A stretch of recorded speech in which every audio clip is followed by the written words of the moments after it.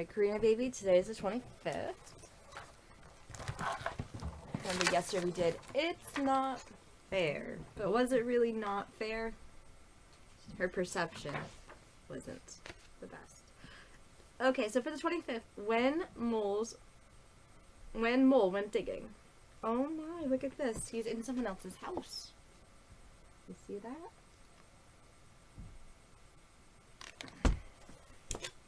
When Mole went digging under the town, first he found himself in a basement. The people living there weren't too pleased. Go and dig somewhere else, they said. So Mole dug a bit farther, around a corner and into an elevator shaft. Mole watched as it zoomed upwards. Elevators are not for me, he said. Instead, he tunneled down and along until he found himself in a parking garage. There were rows and rows and rows of cars parked underground. Suddenly, two bright headlights shone, and a horn blared. Beep, beep, beep, beep. Out of the way, shouted the driver. Mole didn't wait a second longer. He dug furiously until he came to a big tunnel. Mole ran along it until he came to a station. It was crowded with passengers waiting on a platform. As Mole squeezed between them, he felt a rush of air coming through the tunnel. Then, whoosh! A subway train came racing along the rails and stopped. Watch the doors, said a voice over the loudspeaker. Mole was pushed into the subway car. Then they were off, speeding through another tunnel to the next station. When the train stopped again, Mole got off quickly. It's all so busy down here, he said. But now Mole was hoping to find somewhere quiet to snooze. He was digging away when he came to a shore. Mole was swept off his feet by a river of dirty water. It swirled its way along more tunnels until Mole got caught in a drain. Oh my. He hoisted himself up through the grill. His pink nose twisted as he ran along the ditch and into a garden. At last, said Mole, digging one more tunnel, which was full of worms. I'll have my supper, then go to sleep. He found a garden. Look at that. There he is, sleeping happy in his little new house, his garden. So he'll be able to go up and have something to eat and eat all the worms. Ooh, look at that.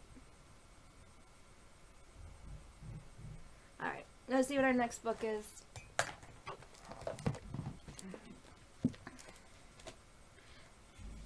Yesterday we did Little Claus and Big Claus. Today we have The Colony of Cats.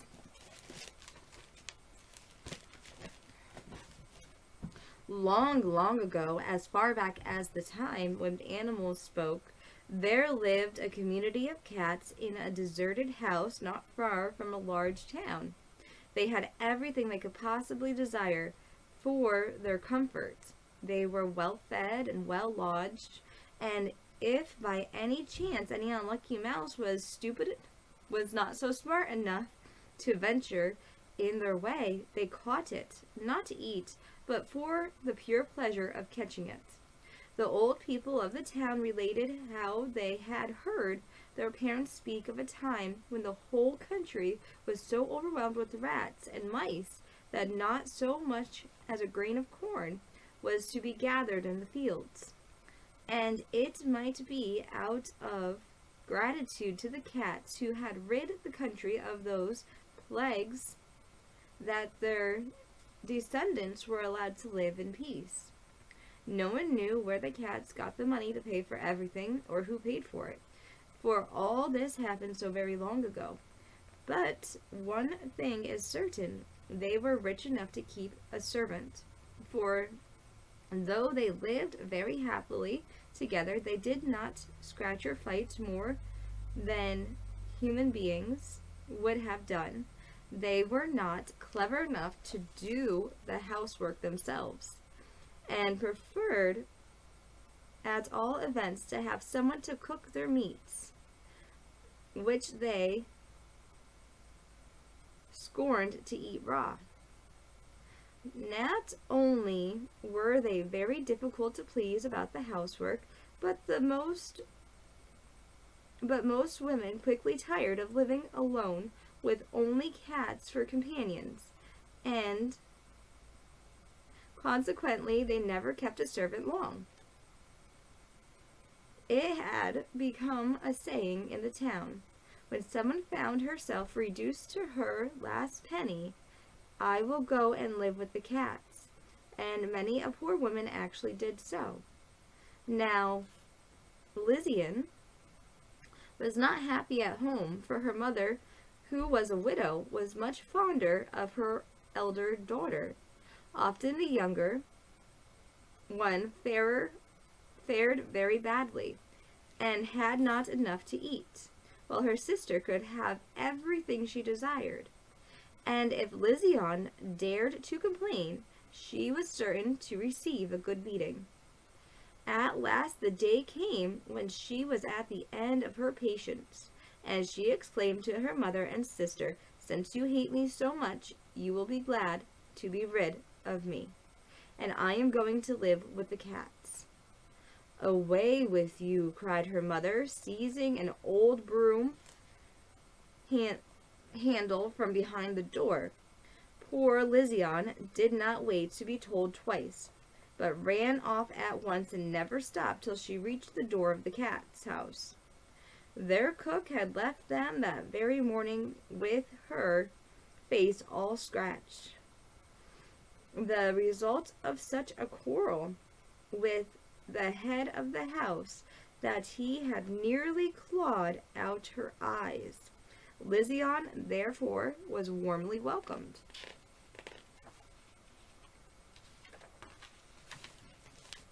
And she set to work at once to prepare the dinner, not without many misgivings as to the taste of the cats, and whether she would be able to satisfy them. Going to and fro about her work, she found herself frequently hindered by a constant succession of cats, who appeared one after the other in the kitchen to inspect the new servant. She had one in front of her feet, another perched on the back of the chair, while she peeled vegetables. The third sat on the table besides.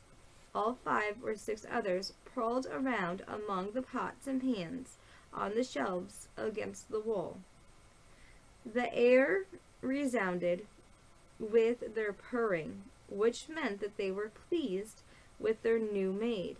But Lysian had not yet learned to understand their language, and often she did not know what they wanted her to do. However, as she was a good, kind-hearted girl, she set to work to pick up the little kittens which trembled about the floor. She patched up quarrels and nursed on her lap a big tabby, the oldest of the community, which had a lame paw. All these kindnesses could hardly fail to make a favorable impression on the cats, and it was even better after a while, when Lysian had become accustomed to their strange ways.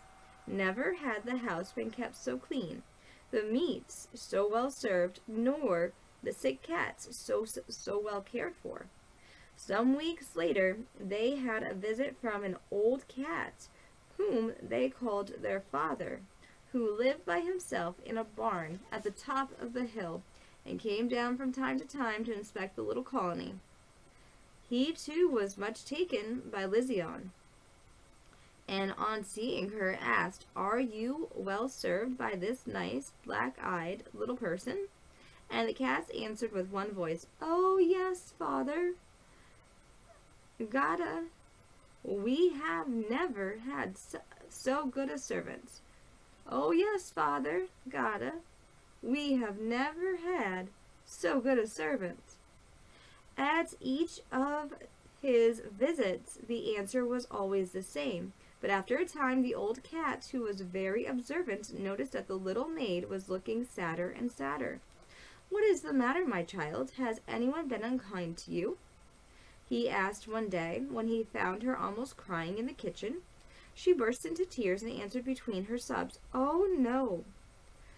They are all very good to me, but I long for news of home, and I pine to see my mother and my sister." Gada, being a sensible old cat, understood the little servant's feelings. "You should go home," he said, "and you shall not come back here unless you please. But first you must be rewarded for your kind service and my children, for your kind service to my children. Follow me down into the inner cellar, where you have never been before, for I always keep it locked and carry the key with me." Lezian looked around her in astonishment as they went down into the great vaulted cellar underneath the kitchen. Before her stood two big earth wire water jars, one of which contained oil, the other liquid shining like gold.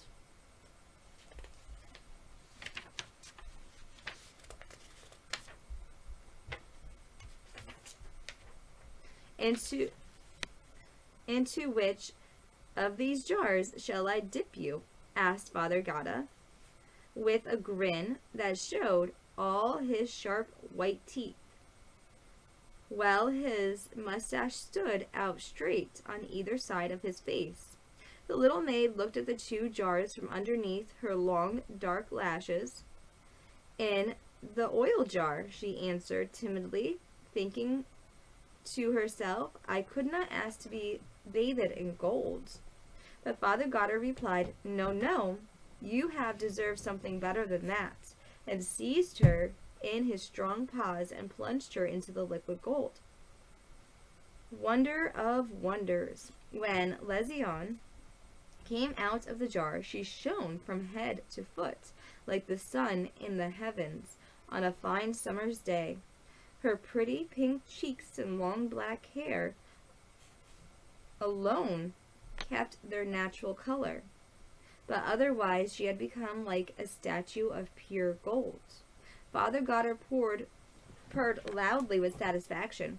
"Go home," he said, "and see your mother and sister, but take care, if you hear the rooster crow, to turn toward it. If on the contrary the donkey brays, you must look the other way." The maid, having gratefully kissed the white paw of the old cat. Sorry, baby.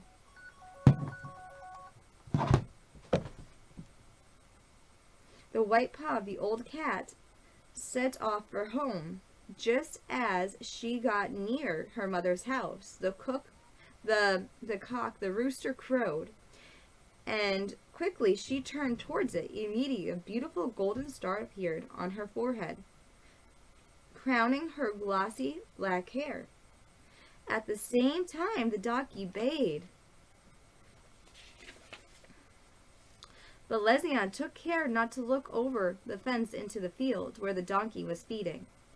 Her mother and her sister, who were in front of their house...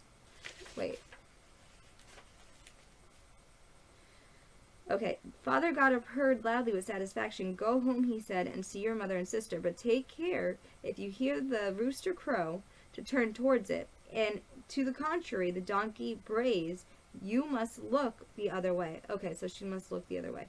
So at the same time, the donkey began to bray, but Lezian took care not to look over the fence into the field where the donkey was feeding. Her mother and her sister, who were in front of their house, uttered cries of admiration and astonishment when they saw her, and their cries became still louder with Lezian taking her handkerchief from her pocket, drew out a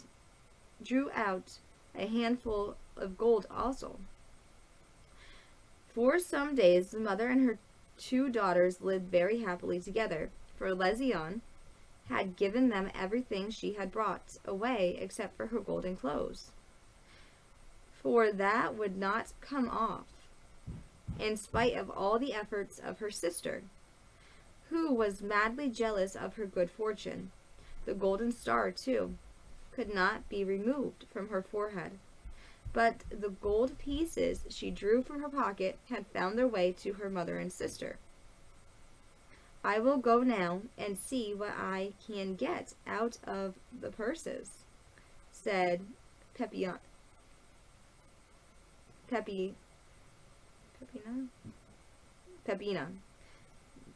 the elder girl, one morning as she took Lesion's basket and fastened her purses into her own skirt.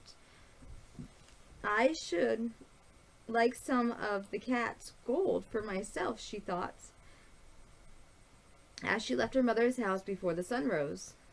The cat colony had not yet hired another servant, for they knew they could never get one to replace Lesion, whose loss they had not ceased to mourn.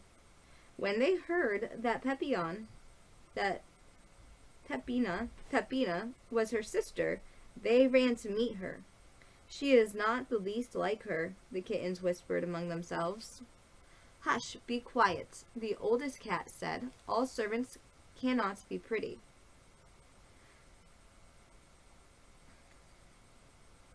No, delicately, she was not like Lizina. Even the most reasonable and generous of the cats soon acknowledged that. The very first day she shut the kitten door in the faces of the tomcats, who used to enjoy watching Lesion at her work. Lizina at her work, and a young and mischievous cat who jumped in by an open kitchen window and aligned on the table got such a blow with the rolling pin that he squealed for an hour. With every day that passed, the household became more and more aware of its misfortune. Their work was as badly done as the servant was surly and disagreeable. Heaps of dust collected in the corners of the room, spider webs hung from the ceiling, and in front of the window panes the beds were hardly ever made. And the feather beds, so beloved by the old and feeble cats, had never once been shooken since Lizina left the house. At Father Grotto's next visit, he found the whole colony in a great state of uproar. Caesar has one paw so badly swollen that it looks as if it were broken, said one. Pepina kicked him with her great wooden shoes.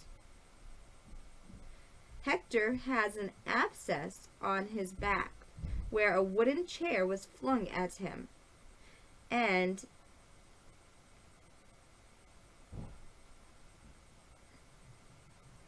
Agrippina's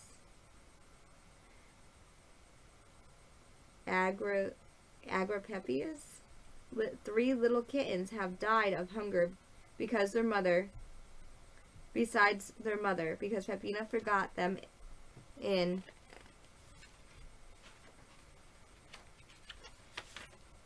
their baskets up in the attic. There is no putting up with the creature. Do send her away, Father Gatta. Lizina herself would not be angry with us. She must know very well what her sister is like. Come here, said Father Gatta, in his most sincere tone, to Pepina. And he took her down into the cellar. All right, Karina, baby.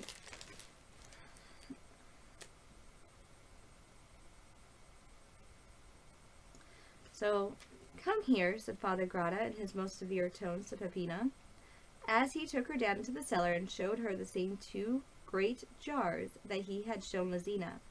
Into which of these shall I dip you? He answered, and she made haste to answer, in the liquid gold, for she was no more modest than she was good and kind. So she wasn't very modest either. Father Gada's yellow eyes darted fire. "You have not deserved it," he uttered in a voice like thunder, and seized her and flung her into the jar of oil, where she was nearly suffocated. When she came to the surface, screaming and struggling, the vengeful cat seized her again and rolled her in the ash heap of the floor. Then she rose, dirty, blinded, and disgusted, to behold the thirst. To behold, he thrust her from the door, saying, "Be gone. When you meet a baying donkey, be careful to turn your head towards it." Stumbling and raging, Peppina got off for home, thinking herself fortunate to find a stick by the wayside with which to support herself. She was within sight of her mother's house when she heard the voice of a donkey loudly braying in the meadow on the right. Quickly she turned her head towards it, and at the same time put her hand up to her forehead, where, waving like a plum with a donkey's tails, she ran home to her mother at full speed, yelling with rage and despair. And it took Selina 2 hours, with a big basin of hot water and 2 cakes of soap, to wash off the layer of oil and ash with which Father Gada had adorned her. As for the donkey's tail, it was impossible to get rid of that. It was as firmly fixed on her forehead as the golden star in Selina's. Their mother was furious. She first beat Selina unmercifully with the broom. Then she took her to the mouth of the well and lowered her into it. She went away, leaving her stranded at the bottom, weeping and crying for help. Before this happened, however, the king's son, in passing the mother's house one day, had seen Selina sitting and sewing in her parlor, and had been dazzled by her beauty. After coming back 2 or 3 times, he at last ventured to approach the window, as to whisper in the softest voice, "Lovely maiden, will you be my bride?" And she had answered, "I will." Next morning, when the prince arrived to claim his bride, he found her wrapped in a large white veil. It was thus that the maidens are received from their parents' hands. And the mother, who hoped to make the king's son marry Peppina in place of her sister, and had fastened the donkey's tail around her head like a lock of hair under the veil. The prince was young and a little timid, so he made no objections, and he seated Peppina in the carriage beside him. There we led past the old house inhabited by the cats, who were all at the window, for the report had got about that the prince was going to marry the most beautiful maiden in all the world, on whose forehead shone a golden star, and they knew that this could only be their adored Selina. As the carriage slowly passed in front of the old house, where the cats from all parts of the world seemed to be gathered, a song burst from every throat. "Meow, meow, meow. Prince, look quick behind you. In the well is fair Selina, and you have nothing but Peppina." When he heard this, the coachman, who understood the cat's language before than the prince did, the coachman, who understood the cat's language better than the prince did, stopped the horses and asked, "Does your highness know what the grimalkins are saying?" Grimalkins? That's so cute. Are saying. But The song broke forth again, louder than ever. With a turn of his head, the prince threw back the white veil and discovered beneath it the puffed up, swollen face of Peppina, with the donkey's tail twisted around her head. Ah, treacherousness. Treacherousness, he exclaimed, quarreled with rage, and ordered the horses to be turned around. He drove the elder daughter back to the woman who had sought to deceive him. With his hand on the hilt of the sword, he demanded Selina in so fierce a voice that the mother hastened to the well and drew her prisoner out. Selina's clothes and her star shone so brightly that when the prince led her home to the king, his father, the whole palace was lit up. The next day they were married and lived happily ever after, and all the cats, headed by their father Grata, were at the wedding. That was kind of cute. Oh, baby cakes, I love you, and I miss you, and I can't wait to see you, honey. Did you get to see the photo? I don't even. There has to be a photo. Look it. There's Selina.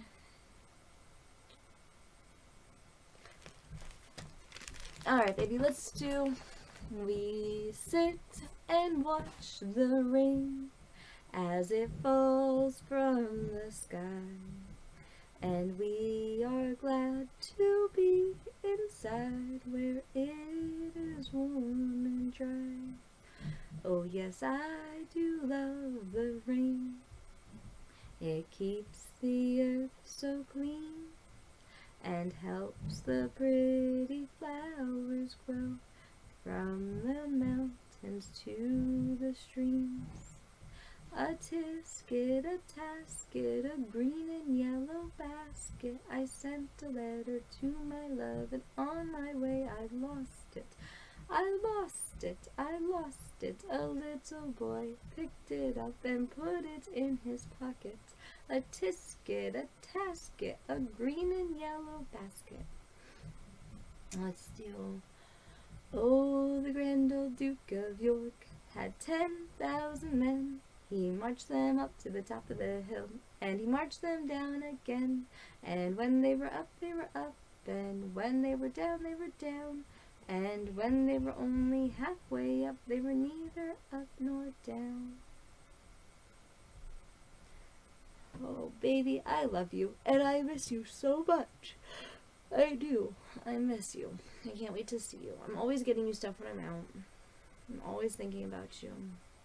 I have so much stuff for you. It's unbelievable. I know that if I had you every single second of every single day, you'd have even more stuff. I know that.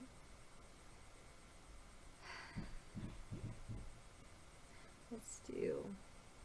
Oh, say, oh, playmates, come out and play with me, and bring your dollies 3.